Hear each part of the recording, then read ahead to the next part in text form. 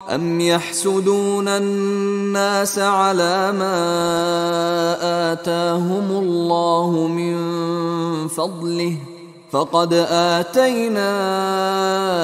آل إبراهيم الكتاب والحكمة وآتيناهم ملكا عظيما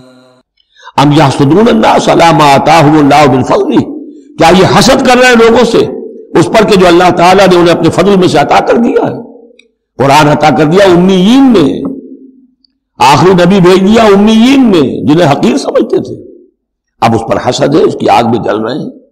ام یحسدون الناس علی ما آتاهم اللہ من فضلہ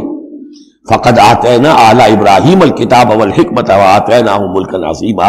تو ہم نے آل ابراہیم کی نسل کو عطا فرمائی کتاب بھی، حکمت بھی، اور انہیں بہت بڑی حکومتیں بھی دی۔ یعنی تمہیں بھی اگر ملی تھی تو ابراہیم کی نسل ہونے کے ناطے سے ملی تھی، کتاب ملی،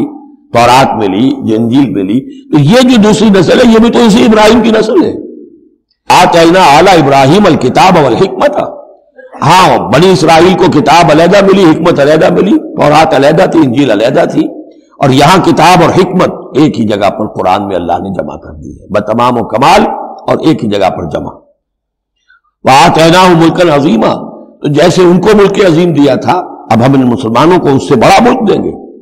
یہ سورہ نور میں مضمون آئے گا لَيَسْتَخْلِفَنَّهُمْ فِي الْأَرْضِ كَمَا اسْتَخْلَفَ الَّذِينَ مِن قَبْلِهِمْ، ہم لازماً ان اہل ایمان کو دنیا میں وہ حکومت اور خلافت عطا کریں گے جیسے پہلوں کو عطا کی تھی۔